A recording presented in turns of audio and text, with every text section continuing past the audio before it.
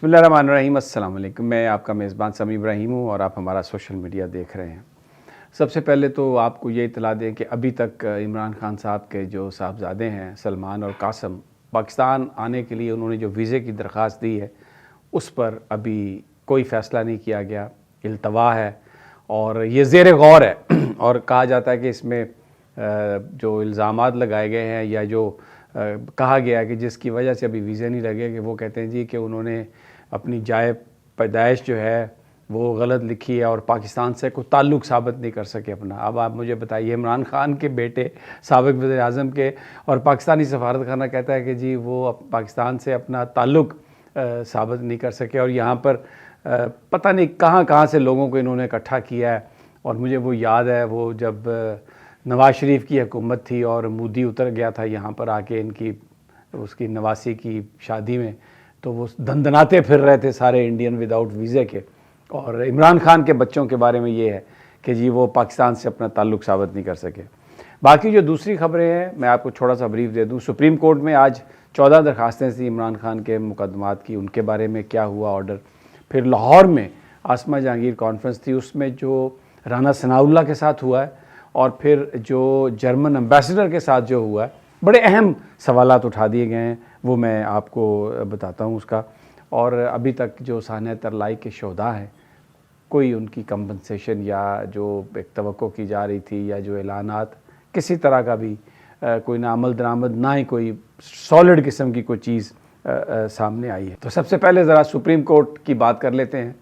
इमरान खान के साहबजादों का तो मैं आपको बता ही चुका हूँ। आज 14 केसेस थे और ये जो केस लगे थे ये कोई ऐसा नहीं था कि इमरान खान की कोई अपीलें थीं। इन 14 केसेस में इमरान खान को रिलीफ मिल चुका था, लेकिन सरकार उस रिलीफ को कैंसिल करवाना चाहती थी, तो इसलिए उन्होंने दरखास्तें दी और सुप्रीम कोर्ट ने उनको लगा लिया। आज सलमान सफदर साहब भी आए हुए थे। सलमान सफदर साहब के हवाले से भी मैं बात करूंगा, लेकिन उससे पहले ज़रा अदालती उसमें सुप्रीम कोर्ट ने इमरान खान की जेल में कैसी सूरत हाल है, किस तरह के हालात में वो रह रहे हैं, रिपोर्ट मांगी है। ये मैं आपको बता दूं कि ये कोई नया ऑर्डर नहीं है। 24 अगस्त 2025 को भी ये हुक्म दिया था सुप्रीम कोर्ट ने कि रपट दर्ज करवाई जाए। अटॉर्नी जनरल से कहा था कि इमरान खान साहब की कंडीशन कैसी है। आज तक वो रपट दर्ज नहीं कराई गई, सुप्रीम कोर्ट ने नहीं पूछा। तो आज ये जो एक मुनाफिकाना कदम, और याहिया अफरीदी साहब ने इससे पहले पिछले हफ्ते ये कहा था कि फौरी तौर पर रिपोर्ट जो है इमरान खान की हेल्थ की उनके वकला और फैमिली को मिले, वो नहीं मिली। और जब सुप्रीम कोर्ट से रब्ता किया गया तो उन्होंने कहा कि हम क्या कर सकते हैं। और आज याहिया अफरीदी साहब ने ये कहा कि दोबारा रिपोर्ट दर्ज कराई जाए। वही जो 24 अगस्त 2025 वाला ऑर्डर था उसको ही रिप्रोड्यूस कर दिया। ये नहीं पूछा कि ये इतने महीने हो गए अभी तक रिपोर्ट नहीं आई, कहाँ जी दोबारा रिपोर्ट करो। तो ये एक सब मुनाफिकत, सब फ्रॉड, सब झूठ। ये कोई, मैं आपको बताऊं, हकीकी मायनों में ये अदालतें वो नहीं है जिनको अदालत कहा जाए। और अगर कोई इनसे इंसाफ की तवक्को रखता है तो वो उसकी अपनी सवाबदीद है। सलमान सफदर साहब ने आज आके बड़ी प्रेस कॉन्फ्रेंस की है कि मेरा क्लाइंट है 300 मुकदमात में इमरान खान ने कोई मेडिकल रिलीफ नहीं लिया, लेकिन इसका ये मतलब नहीं है कि मैं कोई उनकी सेहत से बेखबर हो जाऊं। तो मुझे अपने क्लाइंट की हेल्थ जानने का हक़ है और मुझे इजाज़त दी जाए। सवाल सलमान सफदर साहब ये है कि जब इस्लामाबाद हाई कोर्ट के सामने आप गए और आपने कहा कि मैं तारीख़ लेके जाऊंगा, चीफ जस्टिस साहब ने कई महीने पहले आपसे मुलाकात नहीं की, तो उसके बाद क्या आप ओपन कोर्ट में गए अपने वकला के साथ? क्या वहाँ पर आपने सवाल किए? डोगर साहब तो रोज़ाना ओपन कोर्ट में आते हैं, आप आज नमूदार हो गए।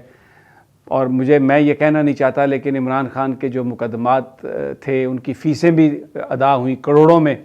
और फिर ये बात भी सब लोगों के जहन में अब तो खुल के सामने आ चुकी है कि तोशाखाना 2 में जिस दिन सज़ा हुई उस दिन सलमान सफदर साहब आप टाइम पर नहीं पहुँचे। आपने वहाँ पर एक जूनियर वकील को भेज दिया जिसने खान साहब से कहा कि इस पर साइन करें, तो उन्होंने कहा कि सलमान सफदर कहाँ हैं और मैं इस पर साइन नहीं करूँगा। तो ये बड़ी दुख भरी कहानियाँ हैं। मैं कोई इसमें किसी को मुरीद इल्ज़ाम नहीं ठहराता, लेकिन सवाल जिनसे बनता है उनसे तो हम करेंगे सलमान सफदर साहब कि आप ये बताइए कि आप कहाँ छुपे रहे। आज आप अचानक आ गए जब सुप्रीम कोर्ट ने ये लगाई, क्यों नहीं आप रोज़ाना आके बैठे अदालत में? क्यों नहीं बैठते? क्यों नहीं सवाल करते कि इमरान खान की और बुशरा बीबी की अपीलें लगाई जाएं? क्या आपके पास कोई जवाब है? ये सारे कितना वकला को MNA बनाया, सेनेटर्स बनाया, पार्टी में ओहदे दिए, वकील भी रखा उनको, तर्जमान भी उनको बनाया, पैसे भी उनको दिए बहुत सारों को, लेकिन क्या मिला?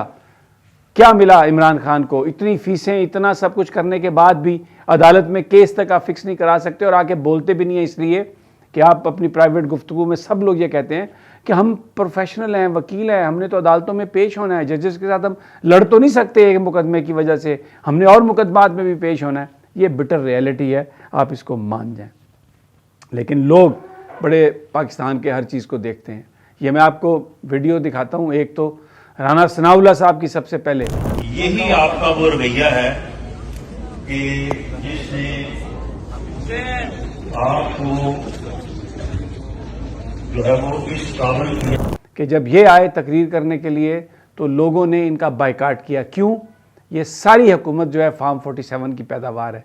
ये जहाँ पर बैठे हैं आज, इनका हक नहीं है, और ये इतनी डिठाई और बेशर्मी से ये कहते हैं कि हमारी हुकूमत है, हमको तस्लीम करो, हमसे बातचीत करो, सिर्फ अपनी रिकग्निशन के लिए। लेकिन लाहौर में मैं पहले तो आसमा जहांगीर कॉन्फ्रेंस के मुंतज़मीन से मैं पूछता हूँ, ज़ाहिर है वो आज़म नज़ीर तारड़ का ग्रुप है, एहसन भून का ग्रुप है, और वो ग्रुप वही है जो इस सारी बेईमानी की हुकूमत में शराकतदार हैं, जिन्होंने आइन का हुलिया बिगाड़ा, जिन्होंने सत्यानाश किया हर चीज़ का, और ज़मीर बेचा अपना, कानूनी ज़मीर बेचा अपना, और वो इन लोगों को बुला के लाते हैं। लोगों ने बाइकॉट किया। ये वो चीज़ है जो इमरान खान कहते हैं कि जो लोग इस मुल्क में आइन और कानून की बालादस्ती की राह में रुकावट है, उन्हें मैसेज दें, वाकआउट करेंगे। सारे लोग वाकआउट करके चले गए। आप वीडियो में आप देख सकते हैं, और राना साहब अपनी गुफ्तगू कर रहे हैं, लेकिन आप पीछे देखें, लोग का खाली कुर्सियां कर दी गई हैं, और राना साहब कह रहे हैं इनको सुनने की आदत नहीं है। ओ भाई, किसी ऐसे आदमी की बात वो क्यों सुने जिसके पास कोई मैंडेट ही नहीं है, जिसके पास कोई मॉरल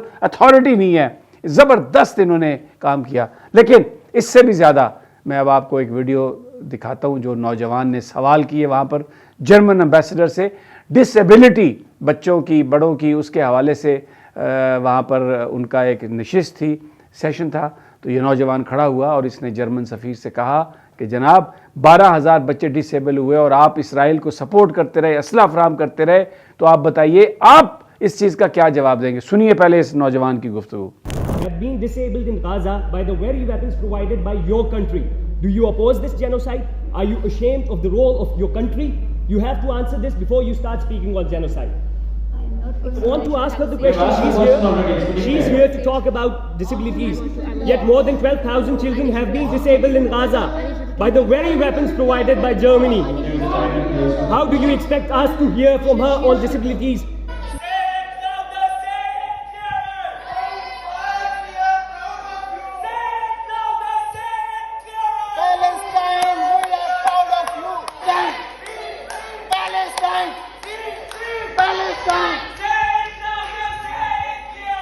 पाकिस्तान मेरा वो जेनोसाइड कर रहे हैं, जर्मन एम्बेसडर को आप बुलाएंगे, मैं क्वेश्चन करूंगा। You have no right to talk to me like that.